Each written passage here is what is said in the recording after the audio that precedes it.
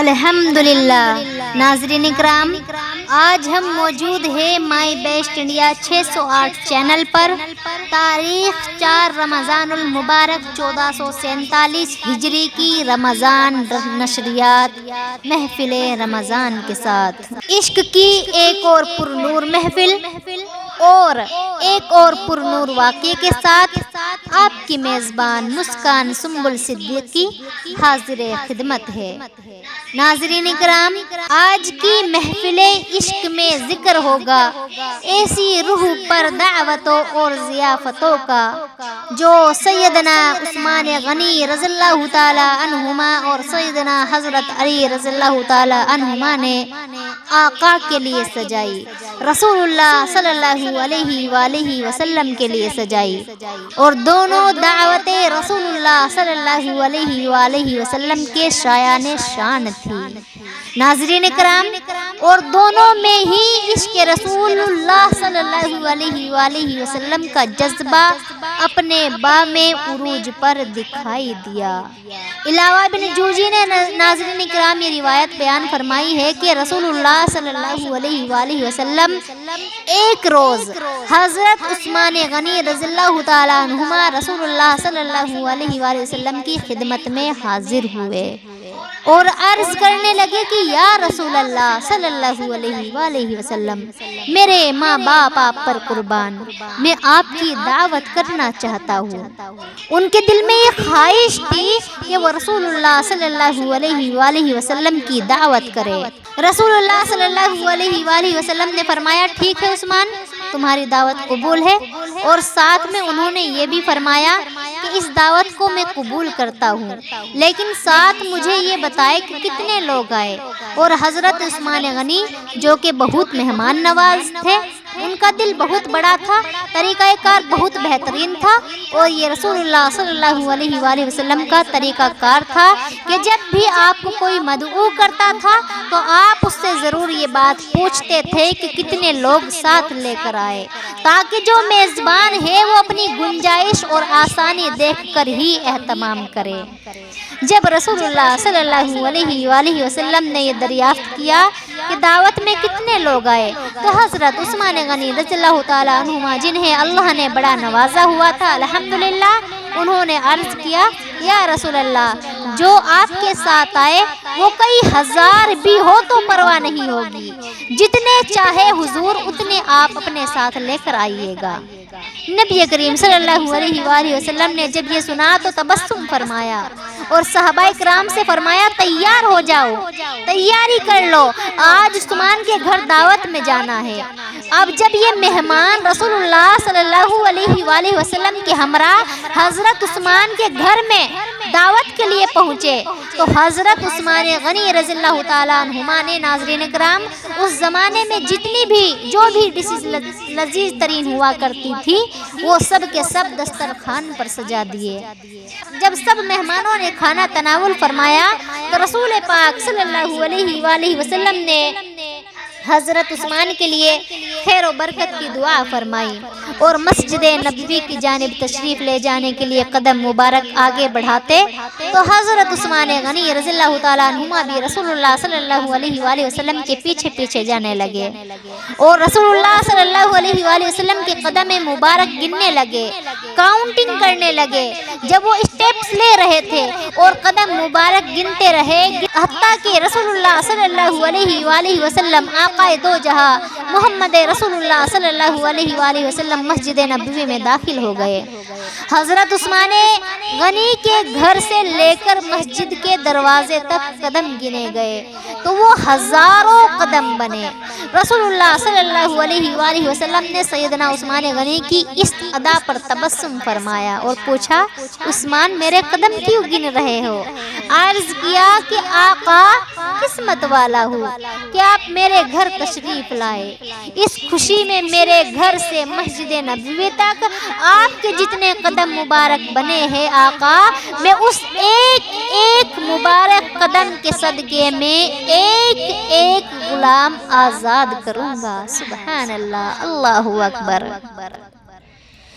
انداز میرے گھر کے تو کچھ اور ہی ہوں گے، انداز میرے گھر کے تو کچھ اور ہی ہوں گے جس روز قدم آئے گا تیرا میرے گھر میں اے آقا، جس روز قدم آئے گا تیرا میرے گھر میں اے آقا۔ سبحان اللہ۔ یہ تو تھا ناظرین کرام رسول اللہ صلی اللہ علیہ وآلہ وسلم سے حضرت عثمان غنی کا انداز عشق۔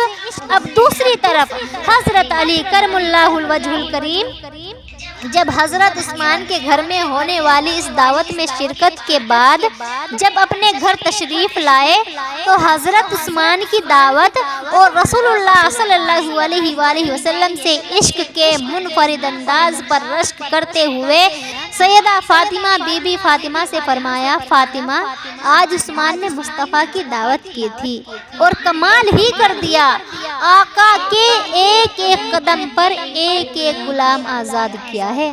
سیدہ فاطمہ کوئی عام خاتون تو ظاہر ہے تھی نہیں، مزاج شناس علی مرتضیٰ تھی۔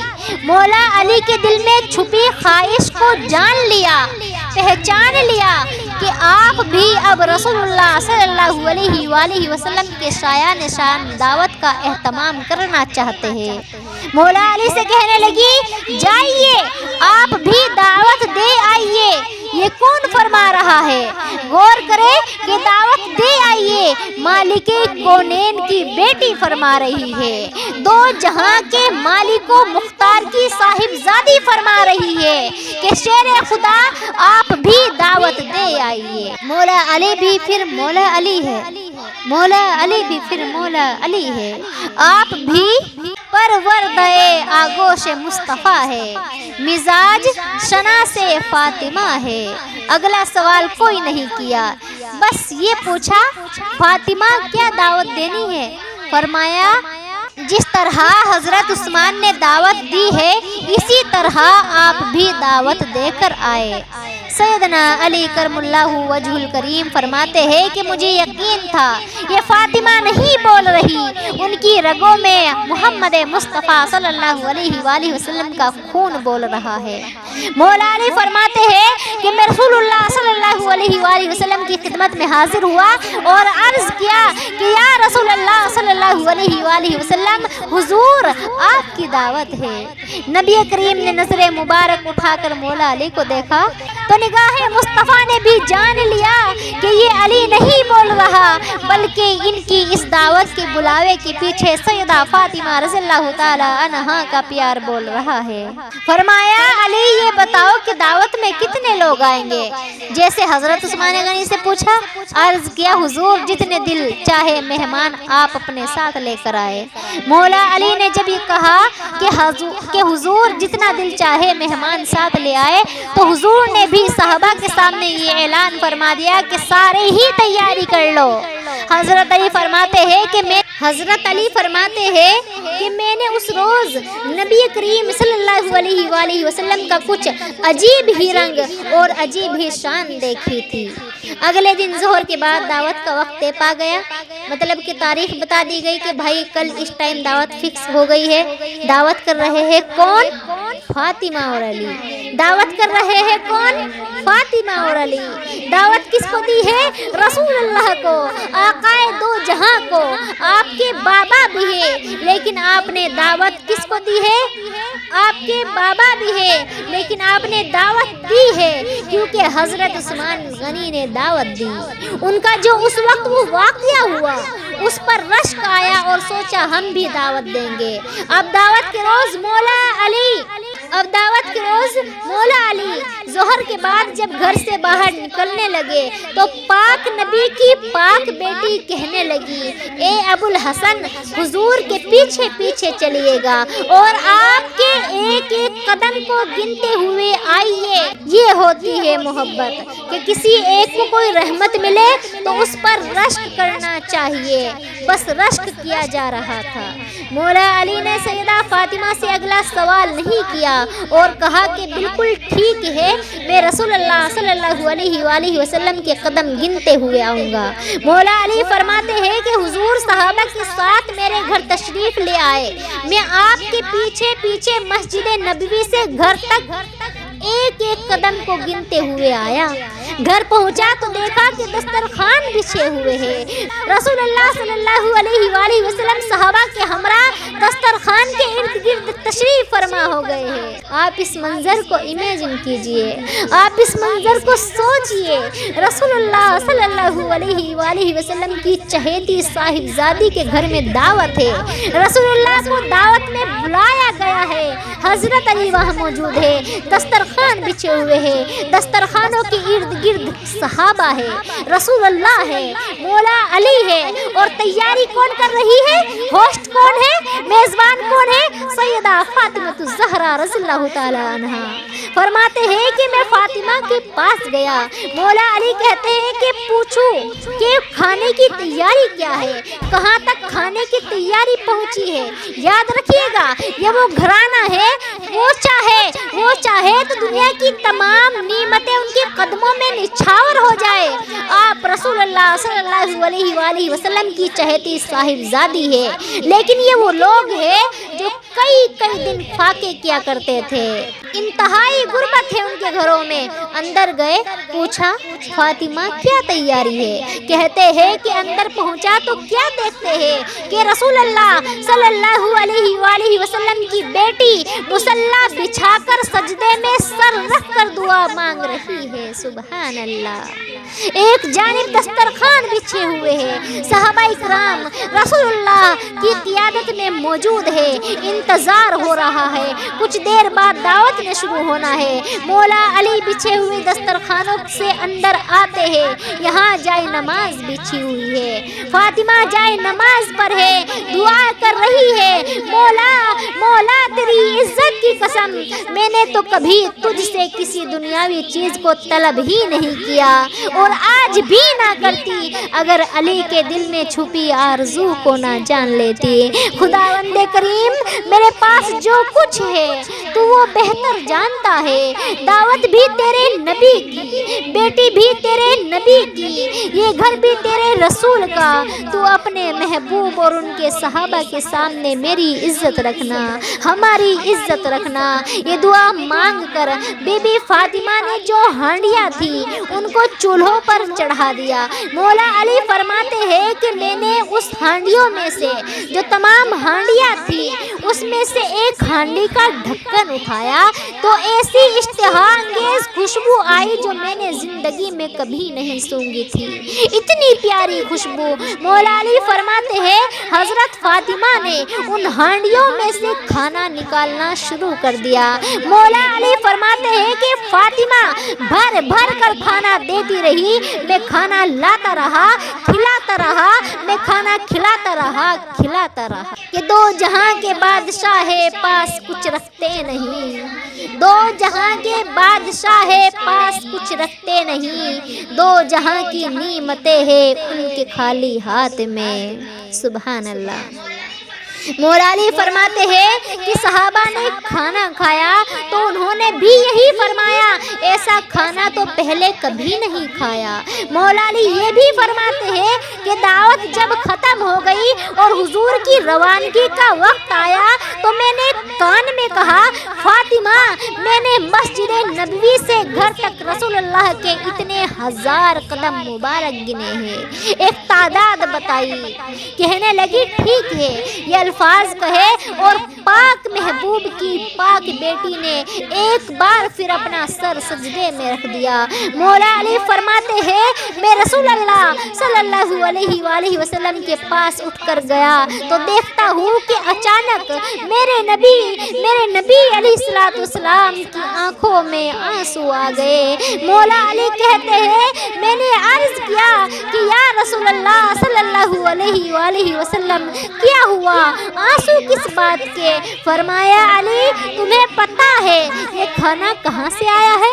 میں نے عرض کیا رسول اللہ آپ بہتر جانتے ہیں۔ فرمایا علی یہ میرے پیچھے جبرائیل امین کھڑے ہیں، وہ کہہ رہے ہیں اے محبوب آپ کے غلاموں نے جو کھانا ابھی کھایا ہے یہ اللہ نے جنت سے بھجوایا ہے۔ اللہ اکبر۔